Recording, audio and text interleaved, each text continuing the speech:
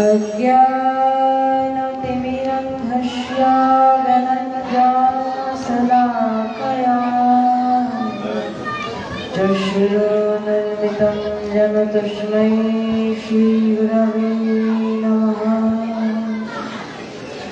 गुरु ब्रह्मा गुरु विष्णु गुरुदेव महेश्वरा गुरुरेव परं ब्रह्म तस्मै श्रीगुरवे नमः। शान्तं सुधीरं नवनीतकान्तं श्रीदीर्घदशन्दरो मनोहररूपं करुणानिर्मितो विग्रहः नमामि गुरु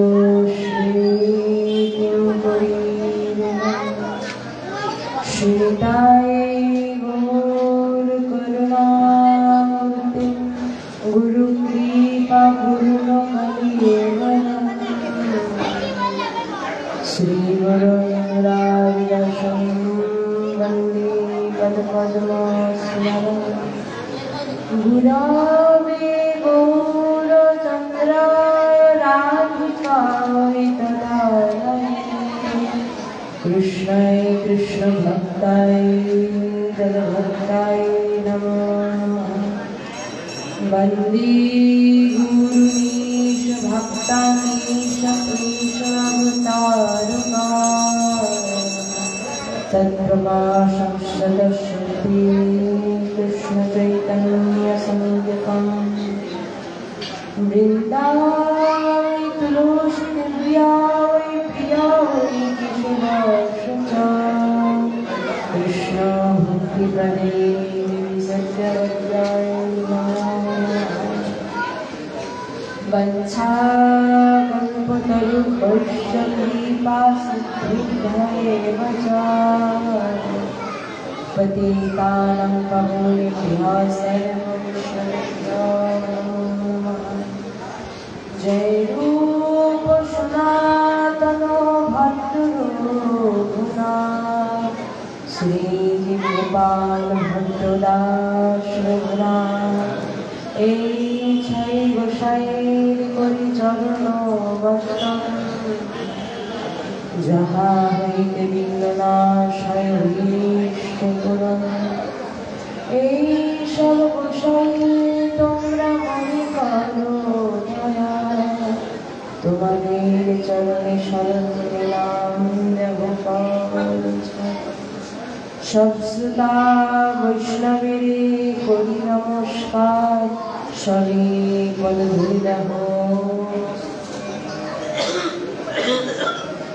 পঞ্চতত্ত্বাত্মকং কৃষ্ণং ভক্তরূপস্বরূপকং ভক্তোবতারং ভক্তং নমামি ভক্তশক্তিকং नित्यानन्द्यं नमस्तुभ्यं प्रेमानन्दप्रदायिने परमकल्पशनाशाय दण्डवापतये नमः।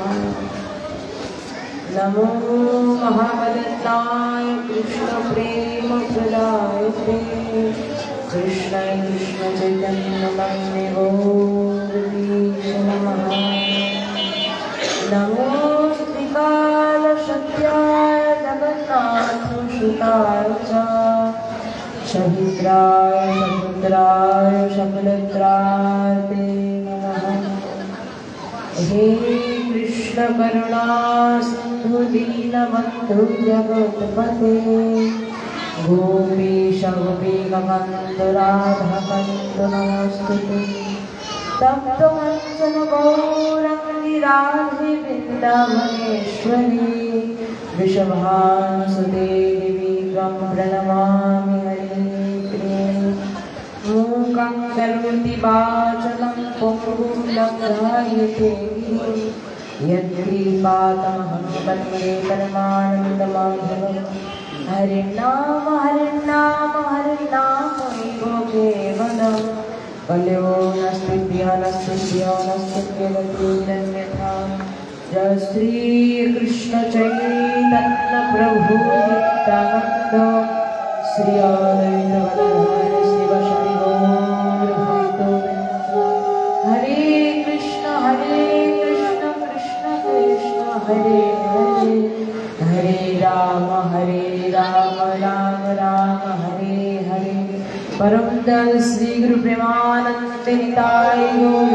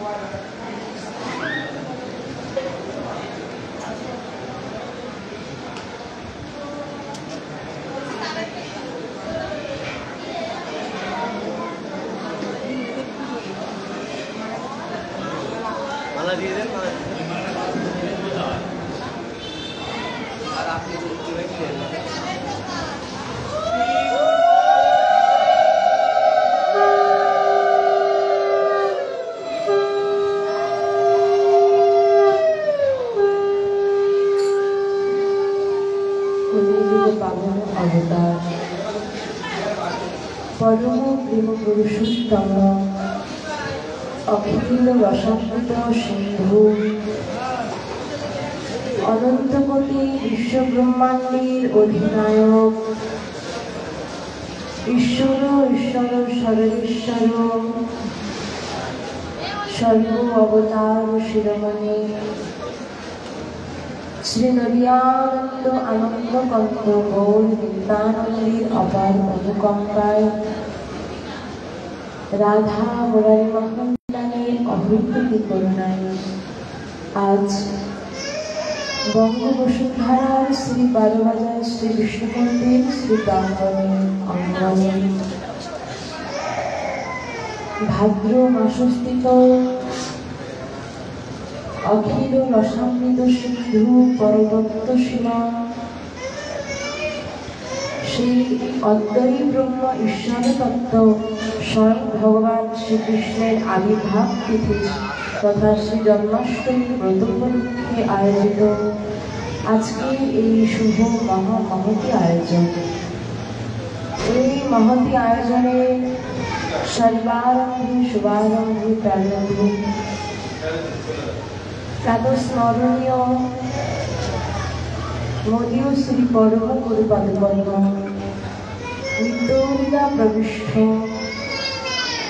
नित्यानंद वंशी चतुर्दश वंश अवतंश नित्यानंद वंशी गुरुदेव प्रभुपाद श्री श्री अष्टोत्तर शतकोटि गोस्वामी महाराजेर रातुल चरण वंदना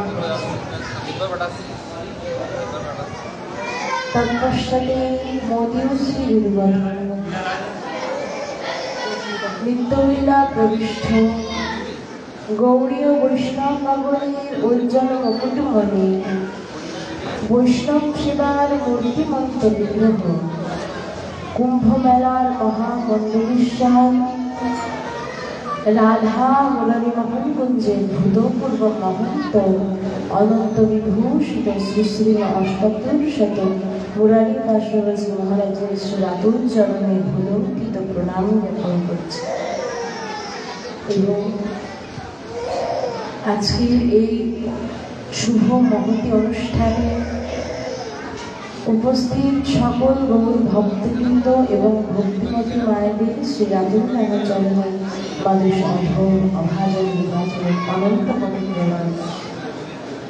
আমি অতি ক্ষুদ্রাতি ক্ষুদ্র নগণ্য কীট মাত্র ভগবানের কথা সুধারণ আস্বাদন এবং তাহার বিন্দুমাত্র সামর্থ্য ও যোগ্যতা কোনটি আমার মধ্যে নাই।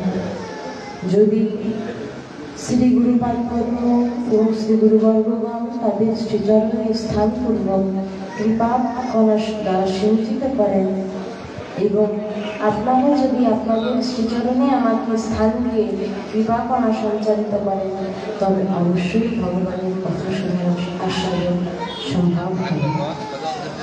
এবং সর্বাগ্রে আমি ক্ষমা প্রার্থনা করে নিচ্ছি এই নিয়ে যে আবহাওয়াজনিত কারণে অসুস্থতার জন্য আমার কণ্ঠটি একটু খারাপ হয়ে গিয়েছে। সুতরাং যদি আপনাদের মতো নিষ্কিঞ্চন ভক্তগণ যদি আমার উপরে কৃপাকণা সঞ্চালিত করেন তবেই একমাত্র এই কথা আস্বাদন সম্ভব হয়। তাই আপনারা আপনাদের শ্রীচরণে আমাকে স্থান দিন। ওম নমো ভগবতে বাসুদেবায় ততো পরম দেবা ভূত মৃত্যুর বিভেদ কস্তে জ্ঞানীনা অখিলং ততো ভুক্তং ভবতি। আজ আমরা সকলেই জানি যে সেই অখিল তত্ত্ব, অখিল রসিকেন্দ্রমণি রসিক শেখার সেই পরতত্ত্ব সীমা, যার কোনো সীমা নাই, যিনি অনন্ত, যিনি অনাদি অনন্ত, স্বয়ং ভগবত তত্ত্ব, স্বয়ং ঈশ্বর তত্ত্ব, যিনি অবতার নন, অবতারী, স্বয়ং ভগবান শ্রীকৃষ্ণের আজ আবির্ভাব তিথি তথা জন্মাষ্টমী তিথি। প্রত্যেকটি সনাতনী বা হিন্দু সম্প্রদায়ের সাধারণ মানুষের উচিত তাদের ব্যক্তিগত জীবনে কোনো ব্রত আচরণ করুক বা না করুক, জন্মাষ্টমী ব্রতটি যেন সকলে আমরা পালনের চেষ্টা করি। কেন? কারণ এই জন্মাষ্টমী তিথিতে সেই অসীম অনাদি অনন্ত, অনন্ত অর্থাৎ যার অন্ত নেই, যার শেষ নেই, অনাদি যার আদি নাই, যার শুরু নাই, যিনি স্বয়ংভূ অর্থাৎ নিজেই নিজের স্রষ্টা, সেই স্বয়ংভূ পরতত্ত্ব সীমা স্বয়ং ভগবান এসেছিলেন, আবির্ভূত হয়েছিলেন। কেন এসেছিলেন? আমরা সকলেই জানি যে যুগে যুগে অবতার অবতীর্ণ হন, তাই না? গীতাতে বলেছিল যে यदा यदा हि धर्मस्य ग्लानिर्भवति भारत अभ्युत्थानम् अधर्मस्य तदात्मानं सृजाम्यहम्। অর্থাৎ যখনই যখনই ধর্মের গ্লানি হয় এবং অধর্ম বেড়ে যায়, তখন সাধুদেরকে পরিত্রাণ এবং দুষ্কৃতিকারীদেরকে বিনাশ করবার জন্য আমি যুগে যুগে অবতার রূপে অবতীর্ণ হই। তাই বলেছিলেন না ভগবান যে অবতার রূপে অবতীর্ণ হই। কিন্তু শাস্ত্রকাল এবার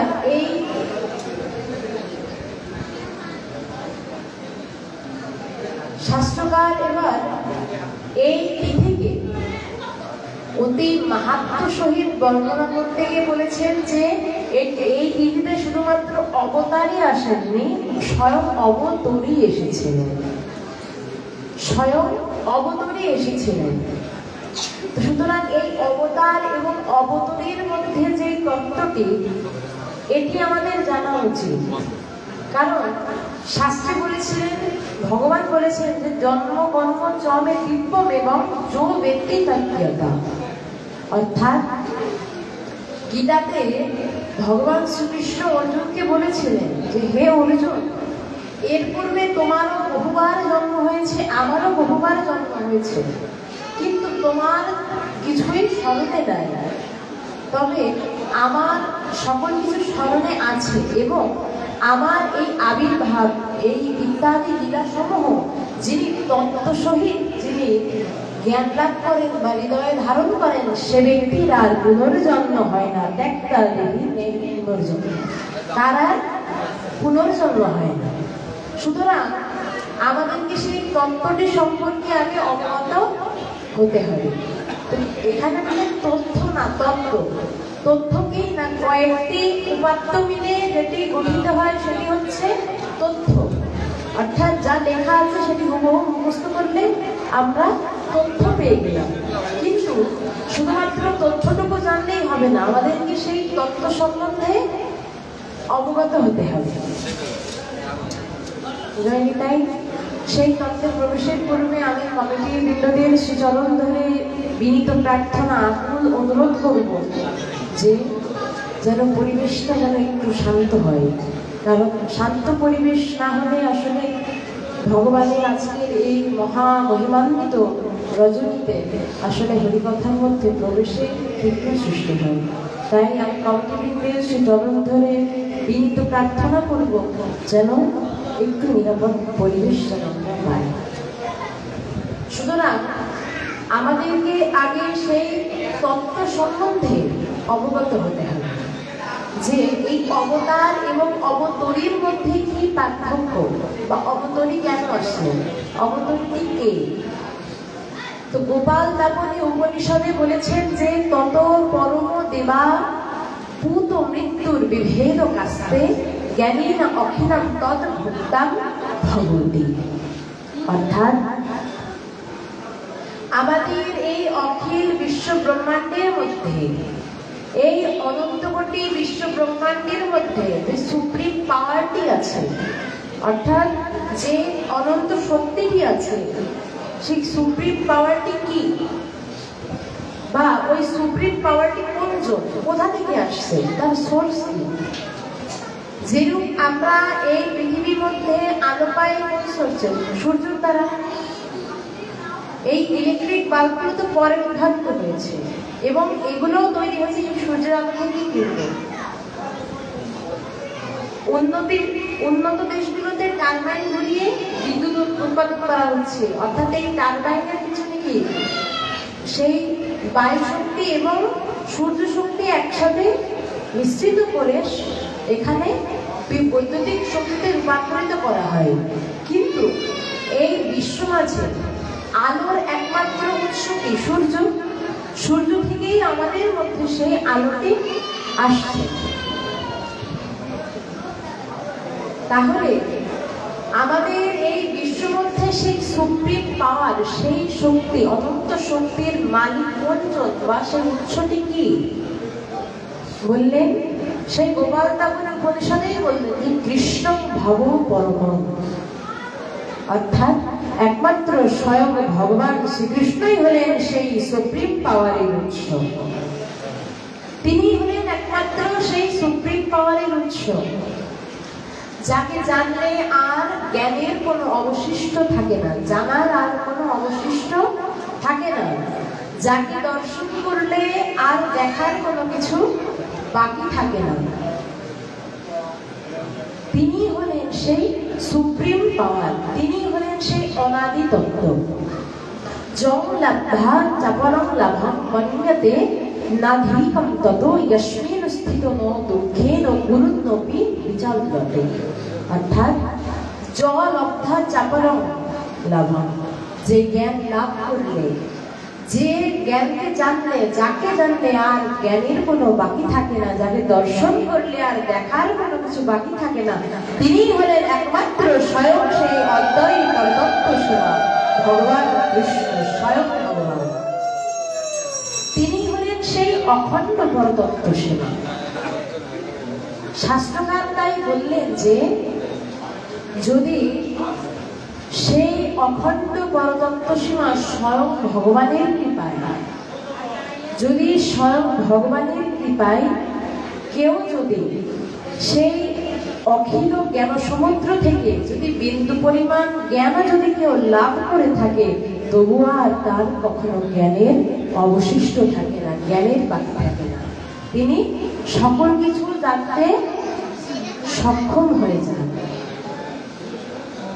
কারণ অনাদিকে, অনন্তকে তো কখনো একটি নির্দিষ্ট সীমার মধ্যে আনা যায় না। যায় কি? এই আকাশ থেকে, আকাশের যেই দূরত্ব আজ পর্যন্ত কোনো বিজ্ঞানী কিন্তু সেটি পরিমাপ করতে, গণনা করতে সক্ষম হননি। এজন্য তারা আকাশকে বললেন আকাশ হচ্ছে অসীম, আকাশের শেষ নেই। ঠিক সেভাবে আকাশকে যেরকম একটি সীমার মধ্যে আনা যায় না, সেই অনাদি তত্ত্ব, সেই ভগবত তত্ত্ব হলো অসীম। তাকে একটি নির্দিষ্ট সীমার মধ্যে বন্ধন করা যাবে না। তাই সেই ভগবত কৃপায়, ভগবানকে তো তার কৃপা ছাড়া তো জানা সম্ভব নয়। তো সেই ভগবত কৃপায় যদি সেই ভগবানকে সিদ্ধ পরিমাণ জ্ঞান থেকে যদি একটি মাত্র কণা, যদি একটি বিন্দু কণা জ্ঞানও যদি অর্জন করা যায়, তবুও সেই জ্ঞান অর্জন করার পরে আর কোনো জ্ঞান বাকি থাকে না, আর কোনো জ্ঞান তারা বাকি থাকে না।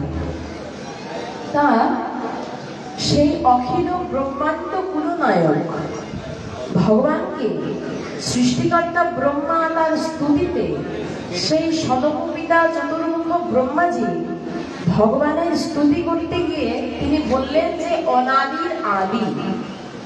কি বললেন? অনাদির আদি। আচ্ছা, আদি মানে কি? শুরু, আর অন্ত মানে হচ্ছে শেষ।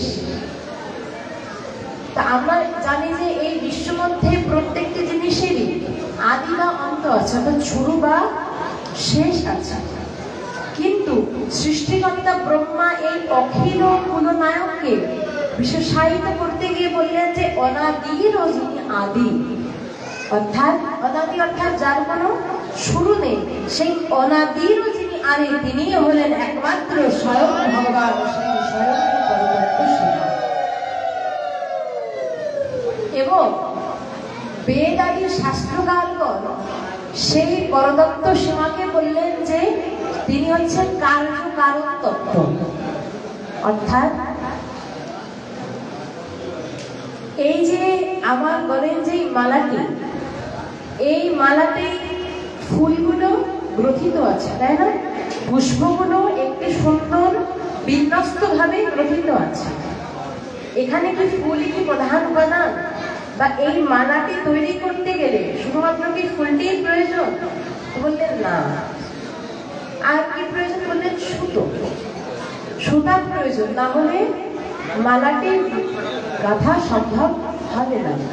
এবং এবার যদি আমরা উৎসকে অনুসন্ধান করি, তাহলে আর একটু গভীরে ঢুকতে হবে। তাহলে সুতো তো আর সরাসরি পাওয়া যায় না, তাহলে সুতোর উৎপত্তি কোথা থেকে? বললেন সুতোর উৎপত্তি স্থল হচ্ছে তুলা। তুলাও কিন্তু প্রাথমিকভাবে পাওয়া যায় না। তা সেই তুলা কোথা থেকে পাবো? না, তুলা বৃক্ষ থেকে তুলা পাবো। দেখো তুলা বৃক্ষটি কিভাবে পাবো? বললেন তুলা বৃক্ষের বীজ থেকে পাবো, তাই না? তুলা বৃক্ষের বীজ থেকে তুলা বৃক্ষ পাবো। এখন আমাদের মধ্যে চরাচরিত ভাবে একটি প্রশ্ন আসে যে বীজ আগে নাকি গাছ আগে আসে। সেই প্রশ্নের উত্তর ভগবান আমাদের সম্মুখে উত্তর দিয়েছেন। কি? ভগবান বললেন এই বিশ্ব আছে যা কিছু আছে সকল কিছুর বীজ হচ্ছে একমাত্র আমি নিধানম বিজানম বয়ম। এই বিশ্ব আছে সকল কিছুর বীজ হচ্ছে আমি, অর্থাৎ স্বয়ং ভগবান। তিনি হলেন বীজ, তিনি হলেন সেই কার্য কারণত্ব ভগবান। একমাত্র বীজ হচ্ছেন তিনি। সেই বীজ থেকে সমগ্র বিশ্ব ব্রহ্মাণ্ড, সমগ্র বৃক্ষ আদি সৃষ্টি হয়েছে। তাই গীতাতে বললেন যে মত্ত পরতরং জ্ঞানং কিঞ্চিদস্তি ধনঞ্জয় মই সর্বমিদং প্রত্যং সূত্রে মণিগণা ইব। অর্থাৎ ভগবান বললেন যে পুষ্পসমূহ যেরূপ একটি সূত্রে সুবিন্যস্ত ভাবে গঠিত থাকে, ঠিক তদ্রূপ ভাবে এই বিশ্ব ব্রহ্মাণ্ড সকল আমাকে গঠিত আছে।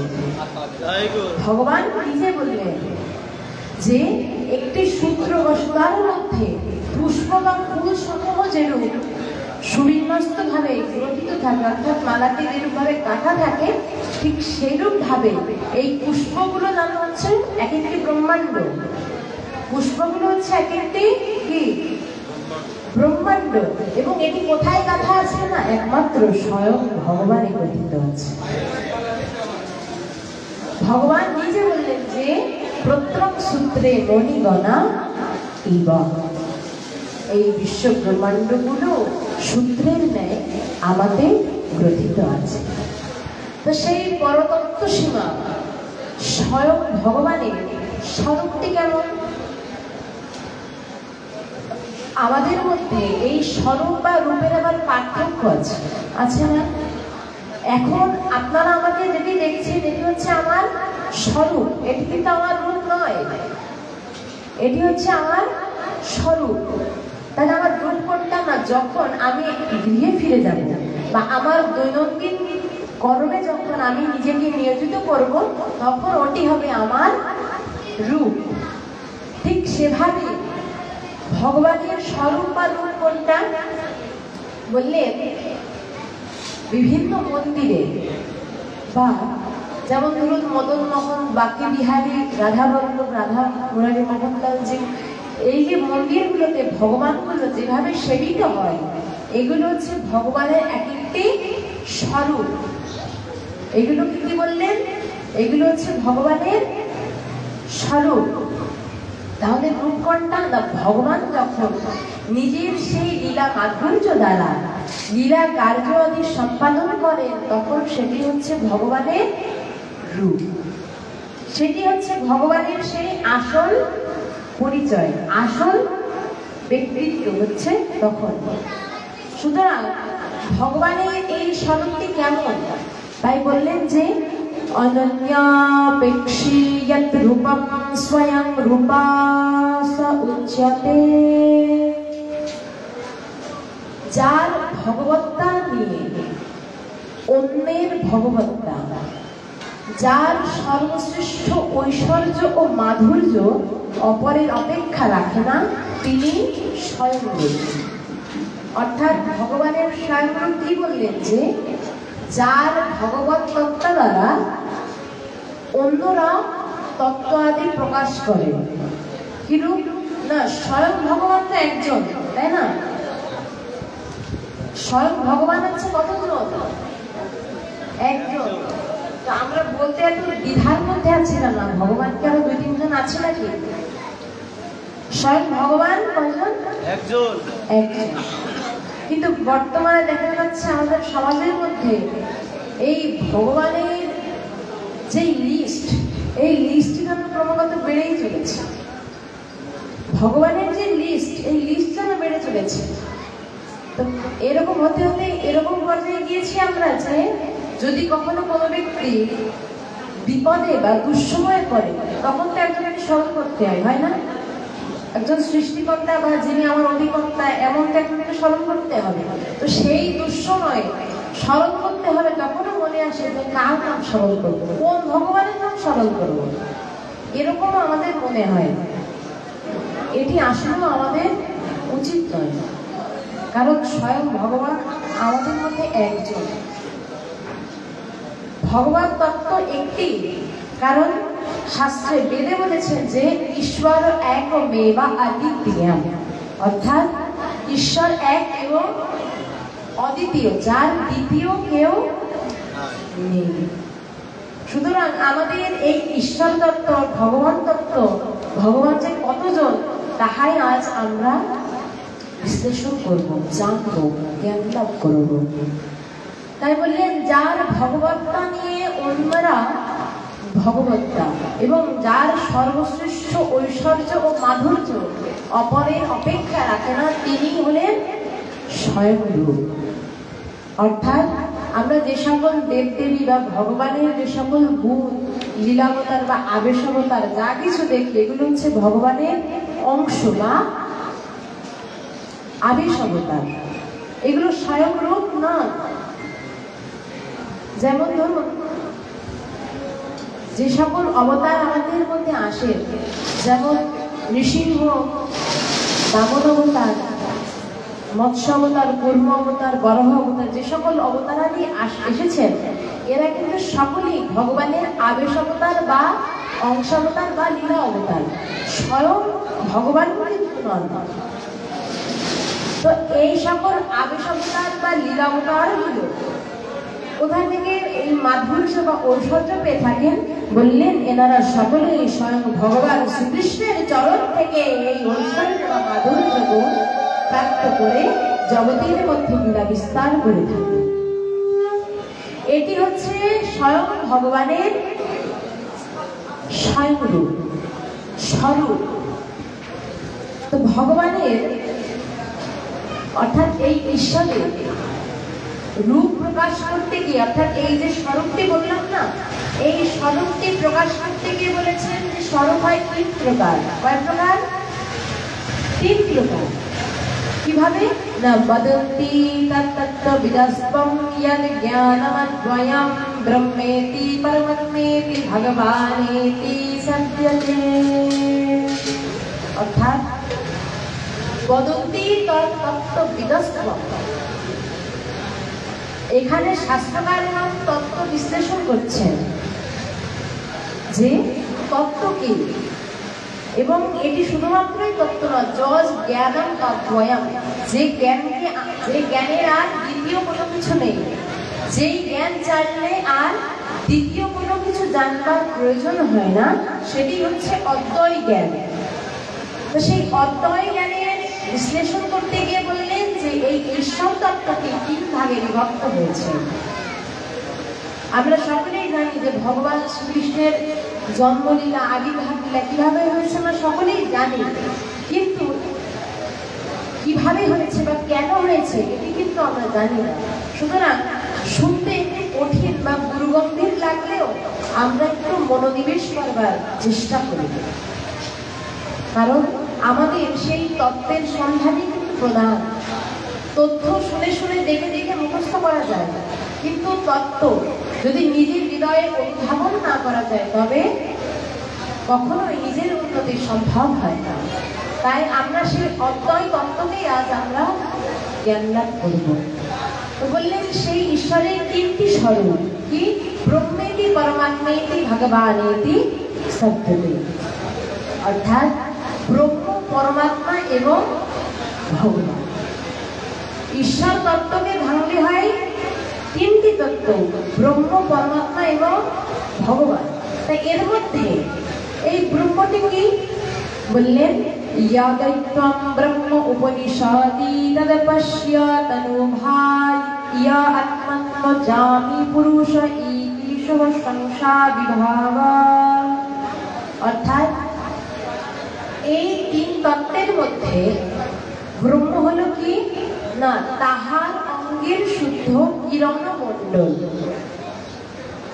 উপনিষদ কহে তারে ব্রহ্ম স্বনির্মল।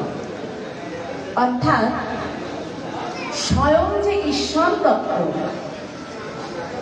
এটিকে যদি একটি সুন্দর দৃষ্টান্তের মাধ্যমে উপস্থাপন করা যায় তবে এটি সুন্দরভাবে বোধগম্য হবে। কিভাবে না? সূর্য, একটি সম্পূর্ণ সূর্য থেকে আলোগুলো বিস্ফোরিত হয় না? সূর্য থেকে আলোক রশ্মিকণা আমাদের মধ্যে আসে। তো সেই সূর্যের একটি মাত্র আলোক রশ্মি বা এক বিন্দু আলোক রশ্মি, একটি স্ফুলিঙ্গের ন্যায় যেই ছোট্ট আলোক রশ্মি, সেটি হচ্ছে ব্রহ্ম। অর্থাৎ স্বয়ং ঈশ্বর তত্ত্বের দেহের যে জ্যোতি, অর্থাৎ দেহের যে দিব্য কান্তি বা জ্যোতি, সেটি হচ্ছে ব্রহ্মতত্ত্ব। এই ব্রহ্মতত্ত্ব কি না? চর্মচক্ষে দেখে রয়েছে সূর্য নির্বিশেষ, জ্ঞান মার্গে লইতে পারে তাহার বিশেষ।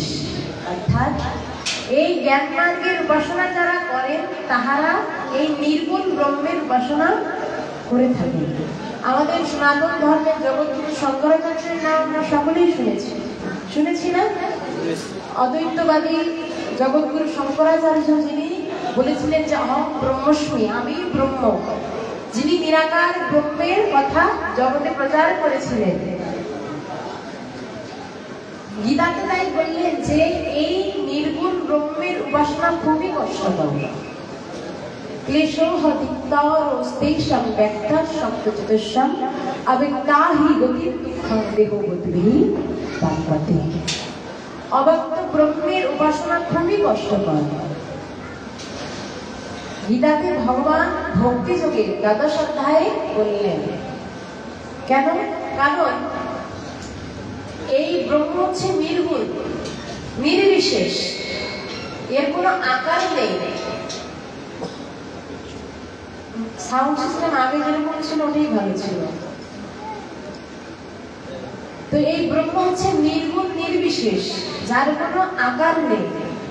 তো মহাজনগণ, শাস্ত্রকারগণ বললেন যে এই কলিযুগের যে জীব, কলিযুগের জীবের ধ্যান করার মতো মনের সক্ষমতা নেই। কেন? কারণ ধ্যান করতে গেলে প্রয়োজন মনের একাগ্রতা, তাই নয় কি? মনের একটি একাগ্র চিত্ত দরকার। কিন্তু দেখা যাবে যে এই কলিযুগে বর্তমান সময়ে একটি আসনে 3 মিনিট, সর্বোচ্চ 3 মিনিটও আমরা ভগবানের চরণে আমাদের মনকে নিবিষ্ট করতে পারি না। প্রথম কয়েক মিনিট ভগবানের চরণে থাকলেও শেষ মুহূর্তে কি হয়, সেগুলো সংসারের দিকে, মায়ার দিকে আমাদের মনগুলো ধাবিত হয়ে যায়। সুতরাং ধ্যানের মতো সামর্থ্য আমাদের মধ্যে নাই। তাই বললেন এই কলিযুগে কলিহত পাপাচারী জীব এই নির্গুণ ব্রহ্মের উপাসনা করতে কখনো সমর্থ হবে না। তারপর বললেন যে ব্রহ্ম পরমাত্মা ভগবান, ব্রহ্ম সম্বন্ধে আমরা জেনেছি। এবার বললেন পরমাত্মা। তো পরমাত্মা কি না? পরমাত্মা হচ্ছে অনন্ত কোটি জীবের মধ্যে আত্মারূপে যিনি অবস্থান করছেন তিনি হচ্ছেন পরমাত্মা। আমাদের মধ্যে সকলেই আছেন না ভগবানের একটি অংশ, সেটি হচ্ছে পরমাত্মা, যা প্রত্যেকটি জীবের মধ্যে জীবাত্মা রূপে বিরাজমান অবস্থায় রয়েছে। তো এই পরমাত্মার আবার 3টি স্বরূপ। কঠিন লাগছে না শুনতে? একটু কঠিন লাগবে, কিন্তু হরিকথা শ্রবণও মঙ্গলম। হরিকথা শ্রবণ করলেই মঙ্গল হবে। সুতরাং আমাদের একটু ধৈর্য সহকারে, একটু কষ্ট হলেও যেন আমরা এই তত্ত্বটি বোঝার চেষ্টা করি। বুঝিবা না বুঝি কেহ, শুনিতে শুনিতে সেহ, কি অদ্ভুত চৈতন্য চরিত। অর্থাৎ বুঝি বা না বুঝি, কর্ণপুটে শ্রবণ করা মাত্রই আমাদের কল্যাণ হবে। তাই আমরা আমাদের সর্বোচ্চ একাগ্র মনোভাবটুকু আমরা এখানে সমর্পণ করি। এই যে পরমাত্মা, এই পরমাত্মার আবার 3টি ভাব। কি? গর্ভদোক্ষায়ী, কালদোক্ষায়ী এবং ক্ষীরদোক্ষায়ী। এর মধ্যে যেই গর্ভদোক্ষায়ী যেই মহাবিষ্ণু আছে, এই গর্ভদোক্ষায়ী মহাবিষ্ণু থেকেই এই বিশ্বব্রহ্মাণ্ড সমূহ সৃষ্টি হয়েছে। কিভাবে না? এই গর্ভদোক্ষায়ী বিষ্ণুর এক একটি লোমকূপ থেকে এক একটি ব্রহ্মাণ্ডের সৃষ্টি হয়েছে। লোমকূপ কি আমরা জানি? অর্থাৎ যে গ্রন্থি থেকে আমাদের ঘাম উৎপন্ন হয়, বা যেখান থেকে প্রত্যেকটি দেহের লোমের সৃষ্টি হয়। তা আমাদের প্রত্যেকের দেহে কয়টি করে লোমকূপ আছে গুনেছি কেউ? গুনেছি? অনন্ত, অসংখ্য, তাই না? যা মনেও শেষ করতে পারবো না। ঠিক সেভাবেও ভগবানের সেই দিব্য দেহে অনন্ত কোটি লোমকূপ আছে, এবং এক একটি লোমকূপ থেকে এক একটি ব্রহ্মাণ্ড সৃষ্টি হয়েছে এই গর্ভদোক্ষায়ী বিষ্ণু হতে। এবং এই গর্ভদোক্ষায়ী মহাবিষ্ণুর অপর নাম হচ্ছে শঙ্কর্ষণ। এবং আমাদের যে বলদেব তত্ত্ব আছে না, অর্থাৎ আমরা জানি যে ভগবান শ্রীকৃষ্ণের জ্যেষ্ঠ ভ্রাতা হচ্ছে কি? বলরাম। তো এই বলদেব তত্ত্ব বা বলরাম তত্ত্ব হচ্ছে শঙ্কর্ষণ। এই বলদেব তত্ত্বই বলে শঙ্কর্ষণ। এবং এজন্য এই গর্ভদোক্ষায়ী বিষ্ণু, তারপর থেকে সকল দেবদেবী দেবতা সকল কিছু সৃষ্টি হয়েছে। ব্রহ্মা, বিষ্ণু, শিব সকল কিছু এই গর্ভদোক্ষায়ী বিষ্ণু থেকে সৃষ্টি হয়েছে। এজন্য এই গর্ভদোক্ষায়ী বিষ্ণুকে সকল সৃষ্টির কারণ বলে ঘোষণা করা হয়েছে। শ্রীমদ্ ভগবত গীতাতে ভগবান বলেছিলেন যে গতির ভর্তা প্রভু সাক্ষী নিবাসম শরণম সুহৃদ প্রভাব প্রলয় স্থানম নিধানম বিজনদ্বয়ম। অর্থাৎ একটি বৃক্ষ সৃষ্টির পিছনে যেরূপ একটি বীজের প্রয়োজন হয়, ঠিক সেরূপ ভাবে অনন্ত কোটি বিশ্ব ব্রহ্মাণ্ড সহিত অনন্ত কোটি জীব সৃষ্টির পিছনে একমাত্র নিধানম বীজ হচ্ছে আমি গর্ভদক্ষায়ী বিষ্ণু, নিধানম বিজনদ্বয়ম। এটি হচ্ছে সেই বীজ, গর্ভদক্ষায়ী বিষ্ণু আমাদের বীজ। সুতরাং আমাদের এই সৃষ্টির আদি থেকে জানতে হবে, কারণ যদি আমরা সৃষ্টির আদি থেকে না জানি তাহলে আমাদের মনের মধ্যে সেই ভগবানের আবির্ভাব ক্রিয়াটি খুব জড়ভাবে মনে আসবে। মনে হবে যে ভগবান মনে হয় কত সাধারণভাবে এসেছে, তার পিতা মাতা তাকে খাওয়াচ্ছে, দড়ি দিয়ে বাঁধছে, মারছে, কত সাধারণ না মনে হচ্ছে। সুতরাং যদি আমরা এর আগে এই তত্ত্বগুলো না জেনে আসি তবে এই ভগবত তত্ত্বগুলো খুবই সাধারণ বলে মনে হবে। আর একবার যদি ভগবানের এই দিব্য জন্মটি সাধারণ বলে মনে হয় তবে অপরাধ হয়ে যাবে, অনেক বড় অপরাধ হয়ে যাবে। কারণ ভগবান নিজেই বলেছেন যে যে ব্যক্তি আমার এই দিব্য জন্ম এবং লীলা সম্বন্ধে সম্পূর্ণরূপে অবগত, যিনি আমার দিব্য জন্ম সম্বন্ধে আবির্ভাব তত্ত্ব সম্বন্ধে যিনি জ্ঞাত, হে অর্জুন আমি নিজে প্রতিজ্ঞা করে বলছি তার আর কখনো পুনর্জন্ম হবে না, তিনি আমার লোকে প্রাপ্ত হবে, সর্বদা আমার সেবায় নিয়োজিত হবে, নৈতি মামে সহার্জুনা, তার আর কখনো পুনর্জন্ম হবে না। সুতরাং আমাদের সেই ভগবানের দিব্য আবির্ভাব তত্ত্ব, আবির্ভাব লীলাটি সম্বন্ধে আমাদের জ্ঞান লাভ করতে হবে। তো ভগবান তার প্রাকট্য লীলায় সেই ব্রহ্মা মোহন লীলা সম্বন্ধে আমরা সকলেই জানি না। ভগবান শ্রীকৃষ্ণকে পরীক্ষা নেবার জন্য সৃষ্টিকর্তা ব্রহ্মা ভগবানের সেই নবলক্ষ ধেনুগুলো কি করে, চুরি করে রেখে দেয় এবং পরীক্ষা করে। কেন না ভগবান যিনি, তিনি এত সাধারণ হলেন কিভাবে? যিনি ভগবান তিনি তো কখনো এরকম ছোট্ট ছোট্ট শিশুদের মধ্যে খেলা করবেন না। আবার দেখছি ছোট্ট শিশুরা একবার তার স্কন্ধে ঘাড়ের উপরে উঠছে, আবার ভগবান নিজেও তাদের স্কন্ধের উপরে উঠছে, কখনো বা মার খাচ্ছে, মাটিতে বসে আছে। অর্থাৎ তিনি যদি স্বয়ং ভগবান হবেন, তিনি যদি অনন্ত ঐশ্বর্যের মালিক হবেন, তিনি কি সামান্য মাটিতে বসবেন? প্রশ্ন আসবে না? যিনি অনেক ধন সম্পদের মালিক, তিনি যদি অত্যন্ত সাধারণ বেশভূষায় থাকে, প্রশ্ন আসবে না যে তার কি আদৌ কোনো ধন সম্পদ আছে? ঠিক সেভাবেও ব্রহ্মার মনেও সংকোচ বোধ এসেছিল যে এই গোপাল কি আদৌ কোনো ভগবান? যদি ভগবানই হবে তাহলে এই সাধারণ বাচ্চাদের মতন কেন মাটির মধ্যেই কেন বসে আছে, কেন কখনো গাছের ডালে দোল খাচ্ছে, কখনো দৌড়াদৌড়ি করছে, এবার কেমন ভগবান? এজন্য এই ভগবানের ভগবানত্বকে পরীক্ষা করবার জন্য ব্রহ্মা কি করেছিলেন? নবলক্ষ ধেনু সমগ্র চুরি করে রেখেছিলেন, যে যদি তুমি ভগবান হও তাহলে তুমি এই সমস্যা থেকে সমাধান করবে। দেখুন শাস্ত্রে বলছেন যে কখনো তিনজনকে কখনো পরীক্ষা করতে হয় না। কাদের?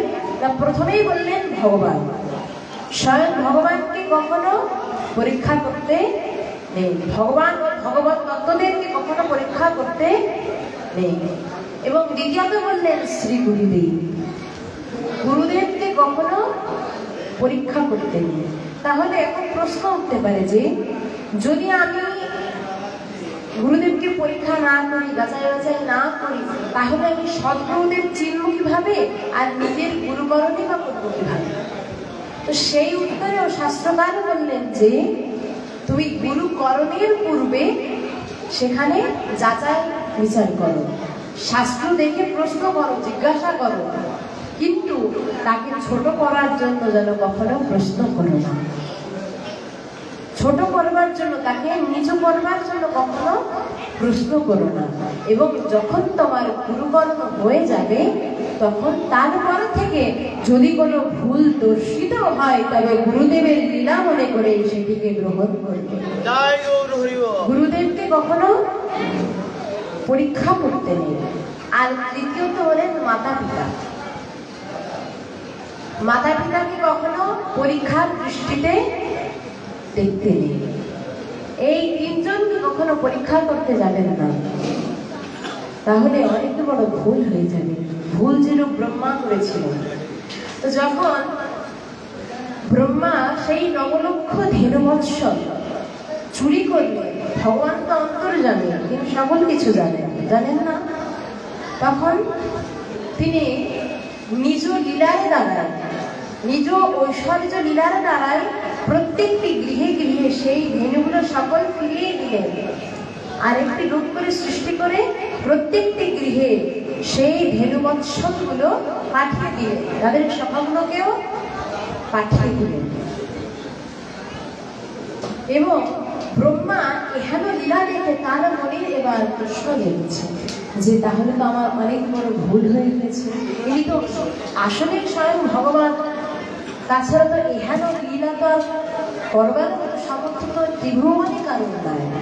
তখন ভগবানের কাছে ক্ষমা প্রার্থনা করবার জন্য সৃষ্টিকর্তা ব্রহ্মা ভগবানের কাছে যাচ্ছেন। তখন ব্রহ্মার অহংকারকে মোচন করবার জন্য, ব্রহ্মার অহংকারকে বিনাশ করবার জন্য স্বয়ং ভগবান লীলা করছেন। এবার তো ব্রহ্মা যখন ভগবানের কাছে যাবেন তখন বাইরে যে দ্বারপালটি ছিল সেই দ্বারপাল ব্রহ্মাকে আটকিয়েছে যে কে তুমি, কোথায় যাচ্ছ? তখন সৃষ্টিকর্তা ব্রহ্মা বলছেন যে আমি ব্রহ্মা, সৃষ্টিকর্তা ব্রহ্মা, তোমাদের প্রভুকে গিয়ে বলো সৃষ্টিকর্তা ব্রহ্মা তার সাথে দেখা করতে এসেছে। তখন দ্বারপাল স্বয়ং ভগবানের কাছে গিয়ে বলেছেন। তখন ভগবান তাকে জিজ্ঞাসা করতে বলেছেন যে তুমি এবারে জিজ্ঞাসা করবে যে তুমি কোন ব্রহ্মাণ্ডের ব্রহ্মা, তুমি কোন সৃষ্টিকর্তা ব্রহ্মা। তো যখন এই প্রশ্নটি করেছেন তখন ব্রহ্মা এবার সংকোচে পড়ে গিয়েছেন যে আমি জানতাম যে এই বিশ্ব ব্রহ্মাণ্ডের মধ্যে আমি একমাত্র ব্রহ্মা, তাহলে আবার কোন ব্রহ্মাণ্ডের ব্রহ্মা, অর্থাৎ এবার কোন তত্ত্ব।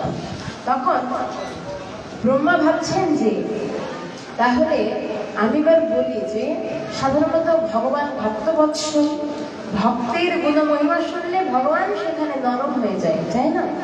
এজন্য সেই ভক্তবৎসল ভগবানের করুণা পাবার জন্য ব্রহ্মা বললেন যে বলো যে আমি সনক পিতা চতুর্মুখী ব্রহ্মা, অর্থাৎ সেই সনক কুমার, সনক নন্দন, সেই সনক পিতা ব্রহ্মা হচ্ছে আমি। দ্বারপাল যখন ভগবানের কাছে বলেছেন তখন ভগবান তাকে প্রবেশের অনুমতি দিয়েছেন। তখন সেই সনক পিতা চতুর্মুখী ব্রহ্মা যখন প্রবেশ করেছেন সেখানে দেখছেন যে অজস্র ব্রহ্মা সেখানে বসে আছেন, কারোর চতুর্মুখ, কারো দশমুখ, কারো শতমুখ, কারো সহস্রমুখ, কারো অনন্তমুখ। যখন এরূপ দৃশ্য সেই চতুর্মুখী ব্রহ্মা দর্শন করেছেন তখন তিনি নিজের ভুল বুঝতে পেরে ভগবানের চরণে দণ্ডবাদ হয়ে তার কাছে ক্ষমা প্রার্থনা করে বলছেন, প্রভু আমার বড় ভুল হয়ে গেছে, আমি অহংকারের বশে আমি নিজেকে একমাত্র অধিনায়ক বলে মনে করেছিলাম, আমি বড্ড ভুল করে ফেলেছি প্রভু।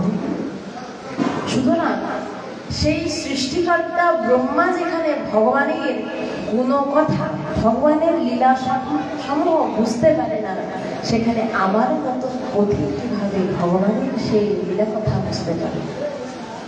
সৃষ্টিকর্তা ব্রহ্মা তিনি নিজে ভগবানের লীলা বুঝতে পারলেন না, তাহলে আমার মতো পথিকের কি আর সামর্থ্য আছে তার লীলা সম্বন্ধে বুঝবার? একবার মহর্ষি কৃষ্ণদ্বৈপায়ন বেদব্যাস তিনি বহু শাস্ত্রাদি কিন্তু রচনা করেছেন, লিপিবদ্ধ করেছেন না? একবার তিনি ভাবছেন যে আমি আর ভগবানের এই লীলা সমূহকে আর বিস্তার করবো না, বাড়াবো না, আমি এখানে সমাপ্ত করে দেব। ভগবানের গুণ লীলা আর আমি আর বাড়াবো না, এখানেই শেষ করে দেব। হাতে এই গ্রন্থটি নিতে আমি আর কোনো গ্রন্থ লিখবো না। এরূপ ভাবতে ভাবতে তিনি একটু ক্লান্ত হয়ে যাওয়ার পরে তিনি সমুদ্র তটে এসে বিশ্রামের জন্য বসেছেন। তো সেই সমুদ্র তটে বিশ্রামের জন্য যখন তিনি বসেছেন, কিছুক্ষণ পর দেখলেন একটি ছোট্ট চড়ুই পাখি তার চঞ্চু দ্বারা সেই সমুদ্র থেকে জল পান করছে তার তৃষ্ণা নিবারণের জন্য। এবং ক্রমাগত সেই চড়ুই পাখিটি জল পান করেই যাচ্ছেন এবং এক পর্যায়ে সেই চড়ুই পাখিটি বললেন যে আমি আজ এই সমুদ্রের জল সবটুকু আমার চঞ্চু দ্বারা আমি খেয়ে ফেলব, এই সমুদ্রের জল আমি নিঃশেষ করে ফেলব। চড়ুই পাখিটি এরূপ বলছে। ইহাও কি সম্ভব? একটি চড়ুই পাখি কখনো সমুদ্রের জল নিঃশ্বাস করতে পারে? তখন ব্যাসদেবের মনে তিনি একটু বিদ্রুপের হাসি দিয়ে বললেন, ওহে পাখি, তুমি কি পাগল হয়েছ? মূর্খের মতো প্রলাপ করছো। তুমি তোমার এই ছোট্ট চঞ্চু দ্বারা কিভাবে এই অসীম সমুদ্রের জলকে তুমি শেষ করবে বলো? যখন এই কথাটি বলেছেন তখন সেই চড়ুই পাখিটি সাধারণ চড়ুই পাখি ছিলেন না, তিনি ছিলেন স্বয়ং বৈকুণ্ঠধারী, বৈকুণ্ঠের অধিনায়ক স্বয়ং নারায়ণ। তিনি তার নিজের স্বরূপে ফিরে এসে ব্যাসদেবের ভুলগুলো বুঝিয়ে দিয়ে বললেন, ওহে ব্যাসদেব, একটি চড়ুই পাখি যেরূপ তার চঞ্চু দ্বারা এই সমুদ্রের জল শেষ করতে পারে না, ঠিক সেইভাবে তুমিও ভগবানের গুণকথাকে একটি কলমের মধ্যে কখনোই সীমাবদ্ধ করে রাখতে পারো না। কারণ ভগবানের লীলা কথা হচ্ছে অনন্ত, অনন্ত, তাকে কখনো শেষ করা যায় না। ঠিক এজন্যই আমার মতো একটি সাধারণ, একটি জড়বুদ্ধি ভজনহীনা কিভাবে ভগবানের গুণকথা কিভাবে প্রকাশ করতে পারে বলুন? কোনো সামর্থ্য নেই, কোনো ন্যূনতম ভাষাবলী নেই আমাদের মধ্যে। যেখানে মনীন্দ্র যোগীন্দ্রগণ পর্যন্ত ব্রহ্মাদি দেবেরও যিনি উপাস্য, শিবাদি দেবেরও যিনি উপাস্য তত্ত্ব, পঞ্চানন যেখানে পাঁচ মুখে ভগবানের সেই গুণলীলা কথা আস্বাদন করে শান্তি পান না, তার আরো বদল চায়, সেখানে আমরা এক মুখে ভগবানের কথা কিভাবে আস্বাদন করব, কিভাবে স্মরণ করব, আমার তাহা বোধগম্য নহে। কিন্তু অথচ দুঃখের বিষয়, আমরা তবুও সেই দুর্লভ তত্ত্ব, সেই দুর্লভ তত্ত্বকে পেয়েও আমরা গুরুত্ব দিই না। সেই দুর্লভ তত্ত্বকে পাওয়া সত্ত্বেও আমরা সেই জগৎকে আমরা আশ্রয় করি না। যে রস গুপ্ত সিন্ধু ব্রহ্মা না পাই যার একবিন্দু, সেই রস বিলাইল সংসারে। কি বললেন? যে রস গুপ্ত সিন্ধু, গুপ্ত অর্থাৎ যা গোপন অবস্থায় আছে, যা গুচ্ছ অবস্থায় আছে, লুকিয়ে আছে, যে রস গুপ্ত সিন্ধু সমুদ্র ব্রহ্মা না পাই যার একবিন্দু, সৃষ্টিকর্তা ব্রহ্ম যেখানে পায় না, সেই রস জগতের মধ্যে আচণ্ডালে বিতরণ করে দিয়েছে। কিন্তু আমাদের তো বোধগম্য হলো না, আমরা বুঝলাম বই, আমাদের আর রুচিতে আসলো না। তাই বললেন যে এই ঈশ্বর তত্ত্বের যে ব্যাখ্যা, এখানে সুবিস্তর ব্যাখ্যা, সুতরাং অত সুবিস্তর ব্যাখ্যার মধ্যে আমরা প্রবেশ করব না। আমরা কোনো মতে স্পর্শ করেই সামনের দিকে যাব। তো বললেন পরমাত্মা কি? বললেন আত্মা অন্তর্যামী যারে যোগশাস্ত্রে কয়, সেহ গোবিন্দের অংশ বিভূতি হয়। অর্থাৎ ব্রহ্মা জানলাম যে ব্রহ্ম হচ্ছে ভগবানের অঙ্গকান্তি, সেই দিব্য আলোক ছটা, আলোক দুটি। আর পরমাত্মা হচ্ছে ভগবানের একটি ছোট্ট অংশ, সেই গর্ভদক্ষায় বিষ্ণুর একটি অংশ হলো পরমাত্মা। তাহলে আর একটি তত্ত্ব বাকি আছে, এটি হলো ভগবান, তাই না?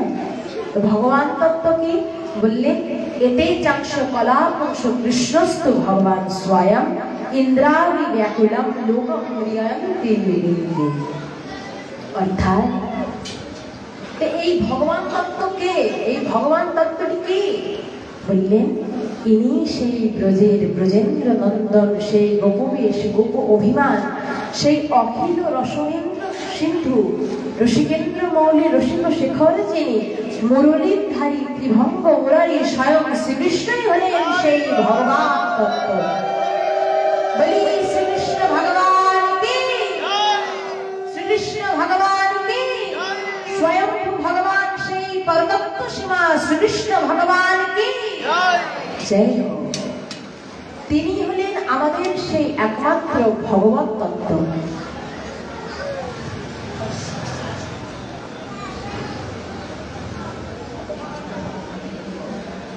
এটি হচ্ছে সেই ভগবত তত্ত্ব। তো ভগবান কতজন? এই কতজন বলতে গেলে একটি গুণের বিভাগে আমাদের আসতে হবে। কি না, মানুষের মধ্যে 50টি গুণ আছে। মানুষের মধ্যে কয়টি গুণ আছে? 50টি। দেবতাদের মধ্যে 55টি গুণ আছে, মানুষের থেকে একটু বেশি। এবং শিব আদি বা ব্রহ্ম আদি যে সকল দেবদেবতা বা দেবীগণ আছেন তাদের মধ্যে আরেকটু বেশি, অর্থাৎ 60 প্রকার গুণ আছে। একমাত্র ভগবান তত্ত্ব যারা বা ভগবানের মধ্যে 64টি গুণের বিস্তার আছে। কয়টি বললাম?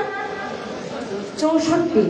এই 64 গুণ যার মধ্যে আছে তিনি হলেন স্বয়ং ভগবান, তিনি হলেন একমাত্র সেই ভগবত তত্ত্ব।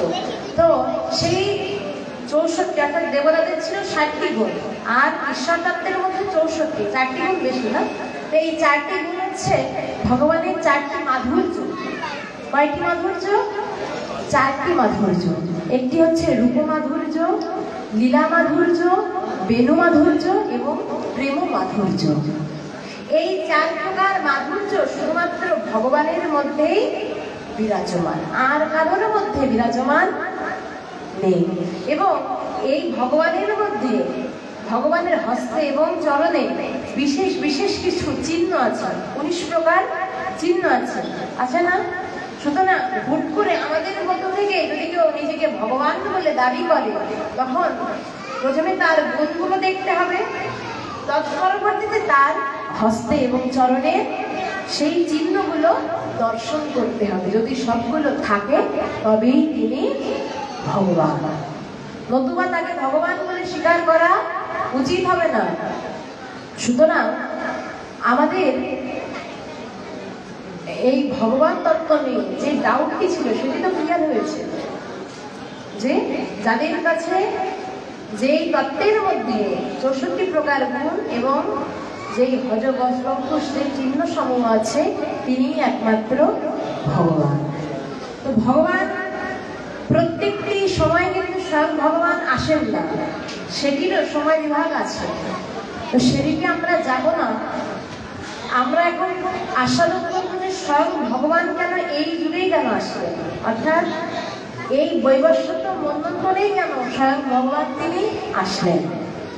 ভগবান এসেছিলেন ভক্ত বিনোদার্থ অনুগ্রহায়, অর্থাৎ ভগবান শুধুমাত্র তার ভক্তদেরকে অনুগ্রহ বা বিনোদন প্রদানের জন্যই ভগবান আসেন।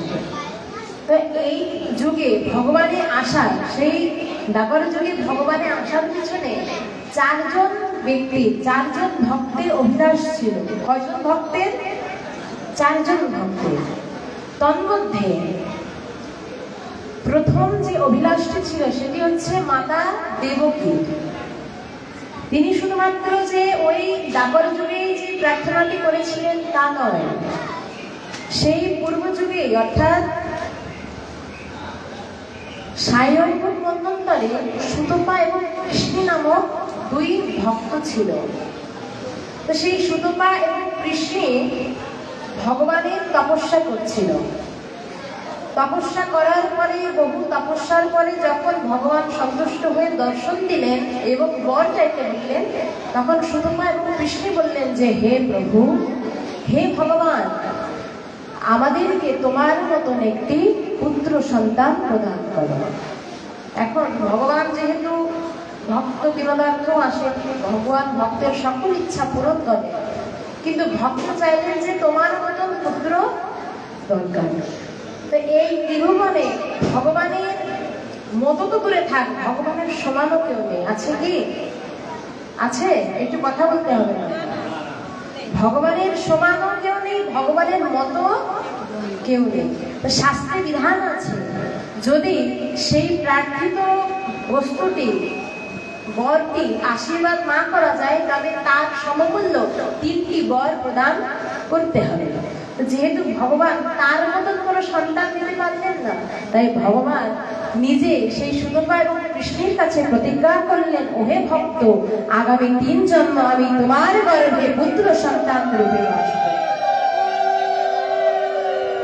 এজন্য সেই সুতপা এবং কৃষ্ণের গর্ভে প্রথমে আসলেন কৃষ্ণগর্ভ, এবং তার পরবর্তীতে আসলেন মাতা অদিতি এবং ঋষি কশ্যপের কাছে বামন অবতার রূপে, অর্থাৎ উপেন্দ্র।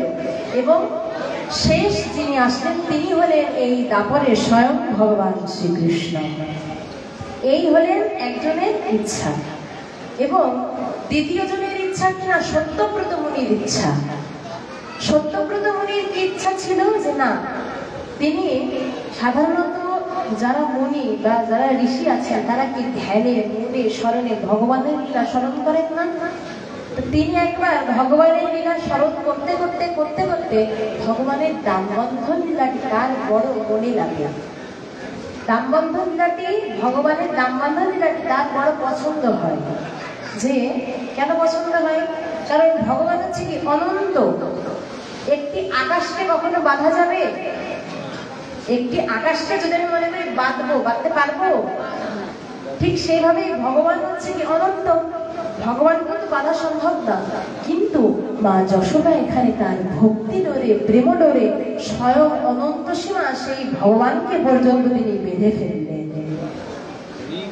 এই তত্ত্বটি সেই সত্যব্রত মুনির কাছে বড় হৃদয় স্পর্শ করল। এজন্য তিনি ভগবানের কাছে প্রার্থনা করলেন, হে ভগবান, এত সরল লীলা, এত সরল লীলা কেন গোপন অবস্থায় থাকবে? এই লীলাটি আমি প্রতিজ্ঞা করছি ভগবান, সামনের যুগে তোমাকে এই পৃথিবীতে অবতীর্ণ হতেই হবে এবং এই লীলার প্রকাশ তোমাকে জগৎবাসীর সামনে করতে হবে। এই সত্যব্রত মুনির অঙ্গীকার, এই হলো দুজনের ইচ্ছা। এবং তৃতীয় যিনি ছিলেন তিনি হচ্ছেন কি ধরণী দেবী, ধরণী মাতা। আমাদের শাস্ত্রে বলেছেন যে আমাদের 7 জন মাতা আছেন। তো 7 জন মাতার মধ্যে একজন হচ্ছেন কি ধরণী বা বসুন্ধরা। তো বসুন্ধরা তখন বিভিন্ন পাপী অধার্মিক ব্যক্তিদের দ্বারা এতটাই নিপীড়িত হয়ে গিয়েছিল, অর্থাৎ যখন অনেক পাপ কর্ম বা অনেক পাপী ব্যক্তি হয়ে যায় না, বসুমাতা অনেক কষ্ট হয়। কারণ আমরা তো বসুমাতার হৃদয়ের উপরেই থাকি না। এই যে ভূপৃষ্ঠ, এটি কি বসুন্ধরার হৃদয় না? সুতরাং যখন অনেক পাপী ব্যক্তির সংখ্যা বেড়ে যায়, আমার মতো পাপীর সংখ্যা যখন বেড়ে যায়, তখন বসুন্ধরারও কষ্ট হয়। এর মত অবস্থায় বসুন্ধরা একদিন কি হয়েছে, নিজে একটি গাভী রূপ ধারণ করে শীর্ণ ক্ষীণ বস্ত্রে তিনি সৃষ্টিকর্তা ব্রহ্মার কাছে আরতি জানিয়েছেন, হে দেব, আমার সহ্য সীমা সকল কিছু অতিক্রান্ত হয়েছে, আমি আর পাচ্ছি না। স্বয়ং ভগবানের কাছে এবার প্রার্থনা জানায়, আমাকে এবার মুক্তি দিন। যখন তারা এভাবে সেই ক্ষীরোদ সমুদ্রের তটে প্রার্থনা করেছেন, তখন স্বয়ং ভগবান দৈববাণী দিয়ে সেই অঙ্গীকার তিনি রক্ষা করেছিলেন। বলেছিলেন যে আমি খুব শীঘ্রই বসুদেবের গৃহে আমি অবতীর্ণ হব। এই হলো 3 জনের অঙ্গিকার, এবং চতুর্থ যিনি অঙ্গিকার তিনি হচ্ছেন মা যমুনা। এই মা যমুনার কি অঙ্গীকার ছিল না, যমুনা দেবীর অঙ্গীকার ছিল, হে প্রভু আমি যমুনা হয়ে জন্মেছি বটে, কিন্তু আমার এই জীবন আর সার্থক হলো না।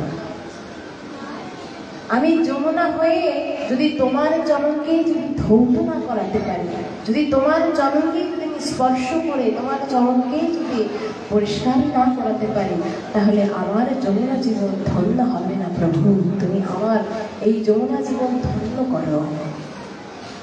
যখন এরূপ ভাবে তিনি প্রার্থনা করেছিলেন, তখন ভগবান এই অঙ্গীকার রক্ষা করবার জন্য এসেছিলেন। অর্থাৎ এই চার ব্যক্তির প্রতিজ্ঞা রক্ষার জন্য ভগবান এই বিশ্ব মধ্যে অবতীর্ণ হয়েছিলেন। তো ভগবান কোথায় অবতীর্ণ হয়েছিলেন? কারাগারে না, মথুরায় না অবতীর্ণ হয়েছিলেন।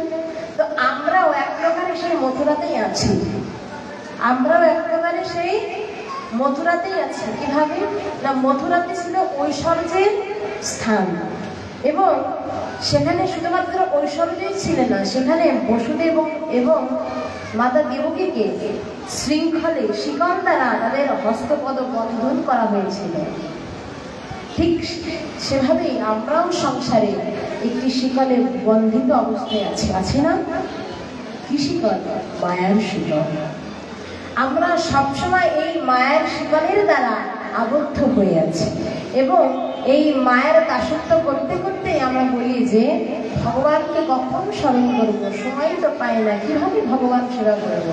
দেখুন, আমাদের উদ্দেশ্যে পিতা বসুদেব এবং মাতা দেবকী বলছেন যে হে প্রভু, কংস আমাদের এই দেহটিকে, আমাদের হস্তপদটিকে শৃঙ্খলে শিকালের দ্বারা বন্ধন করতে পেরেছে, কিন্তু আমাদের মনটিকে তারা বাঁধতে পারেনি। এজন্য আমাদের এই মনটিকে আমি তোমার চরণে সমর্পণ করলাম, যেন তোমার সেবার দ্বারা আমার সুতরাং বসুদেব দেবকী মাতা যেরূপ ভাবে শৃঙ্খলে বদ্ধ অবস্থাতে বদ্ধ দশায় থাকা সত্ত্বেও ভগবানের স্মরণ করেছিলেন, আমাদের উচিত ঠিক সেভাবেই এই মায়ার সংসারে থাকলেও মনটা যেন আমরা মায়ার দাস না করে ফেলি, মনটা যেন কৃষ্ণ দাসই হয়ে থাকে, এবং আমরা এভাবে ভগবানের লীলারস আমরা স্মরণ মনন সেবা করতে পারি। যাই হোক, রজনী অধিক হয়েছে, অনেক আগেই আমাকে সংকেত দিয়েছেন। আসলে যদিও আমি অনেক সংক্ষিপ্ত করে ছেড়েছি, কিন্তু তবুও সম্পূর্ণ হয়নি বললেই চলে। সুতরাং আমাদের উচিত এই মাতা বসুদেব বা দেবকীর মতন করে নিজেদের জীবনটাকে অতিবাহিত ভগবানের সেবার মধ্যে নিয়োজিত করা। হরিকথা এখানে বিশ্রামে রাখছে। যদি কোনো ভুল ত্রুটি রসাভাস হয়ে থাকে তবে